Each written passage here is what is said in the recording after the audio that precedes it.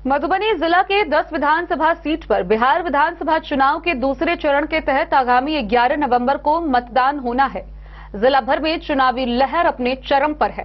सभी दलों के नेता अपना अपना हेलीकॉप्टर मधुबनी में उतार रहे हैं। इसी कड़ी में बेनीपट्टी विधानसभा क्षेत्र के अरेर में बच्चा +2 जनता उच्च विद्यालय के परिसर में महागठबंधन समर्थित कांग्रेस नेत्री प्रियंका गांधी पहुंची। इस दौरान उन्होंने चुनावी जनसभा को संबोधित किया। मौके पर बेनीपट्टी विधानसभा क्षेत्र से महागठबंधन के प्रत्याशी नलिनी रंजन झारूपम, हरलाखी से राकेश कुमार पांडे, बिस्फी से प्रत्याशी आसिफ अहमद ने भी इस चुनावी कार्यक्रम को संबोधित किया। बेनीपट्टी प्रखंड क्षेत्र के बच्चा झा जनता +2 उच्च विद्यालय अरेर के परिसर में महागठबंधन की ओर से एक चुनावी सभा का आयोजन किया गया, जिसमें मुख्य अतिथि के रूप में कांग्रेस नेत्री प्रियंका गांधी शामिल हुई। वो हेलीकॉप्टर से लगभग 3:23 में उत्क्रमित उच्च विद्यालय अरेर के मैदान में पहुंची। वहां से काफिले के साथ स्टेट हाईवे 52 सड़क किनारे स्थित हाईस्कूल सभा स्थल पहुंची। मंच पर पहुंचते ही उन्होंने मौजूद विशाल जनसभा को अभिवादन किया।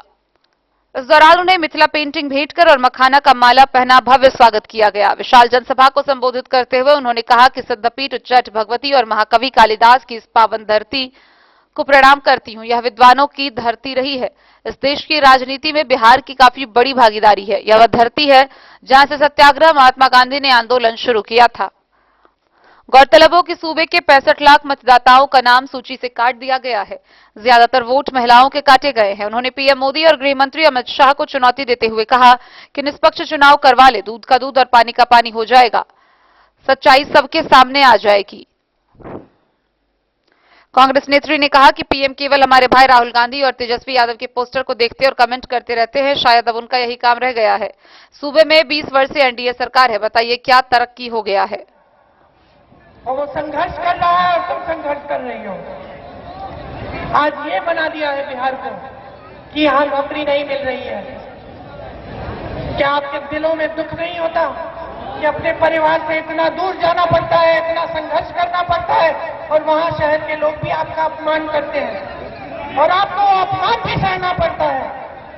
चुपचाप से पी लेते हो क्योंकि मजबूरी है। बिहार आओगे, वापस आओगे, यहां भी रोजगार नहीं मिलेगा। चलो सह लेते हैं, कोई बात नहीं, बोलने दो। ये स्थिति है आज आपकी और आपको कोई जरूरत नहीं है कि कोई मेरे जैसे नेता दिल्ली से आकर आपको समझाए। ये जो स्थिति आप समझते हैं, आप जी रहे हो। रोज सुबह उठते हो, घबराहट होती है। दिवाली आ रही है, हाँ खुशी होती है, लेकिन अंदर से घबराहट भी होती है। मेहमान आएंगे, घर आएंगे, खाना बनाना पड़ेगा उनके लिए, घर की लिपाई पुताई करानी पड़ेगी, कुछ टूटा हुआ है मरम्मत करनी पड़ेगी। कैसे करेंगे? घबराते हो, चैन का जीवन नहीं जी पा रहे हो और ये गलत बात है।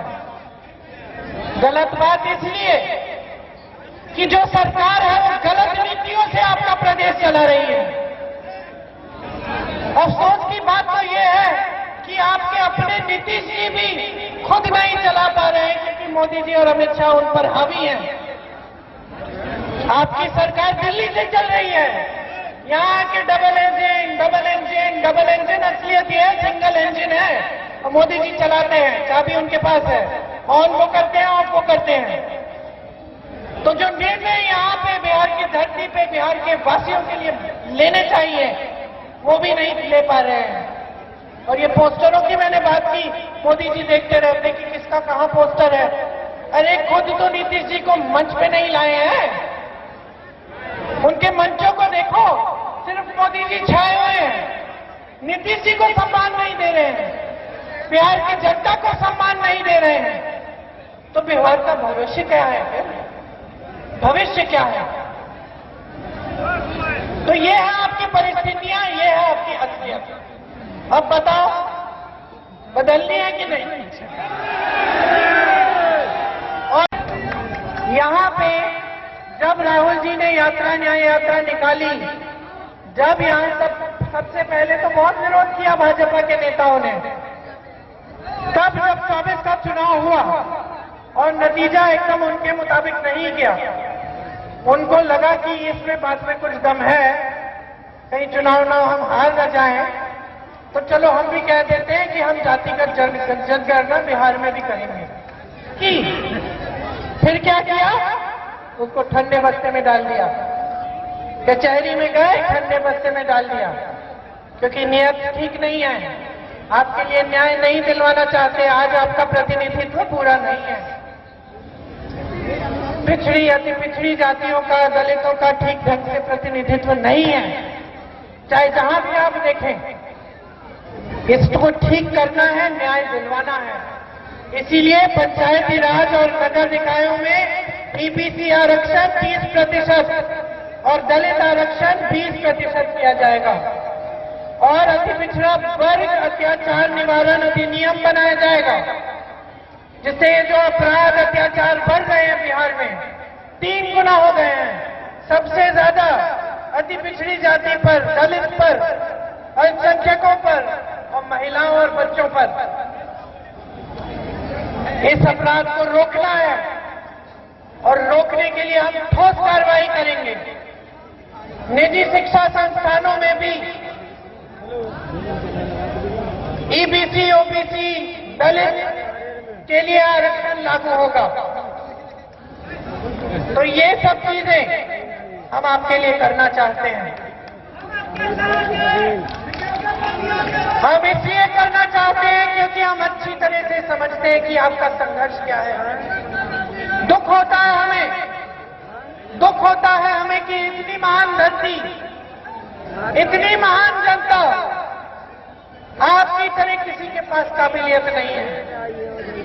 जिस तरह से आप काम करना जानते हैं कोई नहीं जानता है।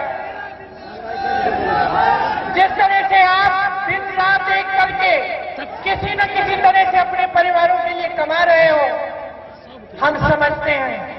हम चाहते हैं कि आपका विकास हो, कि बिहार फिर से बुलंद हो, कि बिहार की ये धरती फिर से खुशहाल हो और कि ये लूट बंद हो, ये भ्रष्टाचार खत्म हो और ये जो वोट चोरी इन्होंने शुरू की है इस पे रोक लगे। तो समझ लीजिए ये सारी बातें, और जब आप जाएंगे वोट डालने के लिए मेरी बातों को अच्छी तरह याद रखना। ये वोट सोच समझ के अपने दिल से देना, अपनी इस महान धरती के लिए। व्यर्थ मत होने देना। ये आपकी एक बहुत बड़ी जिम्मेदारी है। हम अपनी जिम्मेदारी को अच्छी तरह से समझते हैं और निभाकर दिखाएंगे। हमारे जितने भी प्रत्याशी हैं आपके लिए समर्पित हैं, आपके लिए दिन रात एक करेंगे, आपके विकास के लिए काम करके आपको दिखाएंगे। तो एक बार जोर से मेरे साथ बोलिए, बिहार की धरती की जय, बिहार की धरती की। बेनीपट्टी से विनोद कुमार की रिपोर्ट।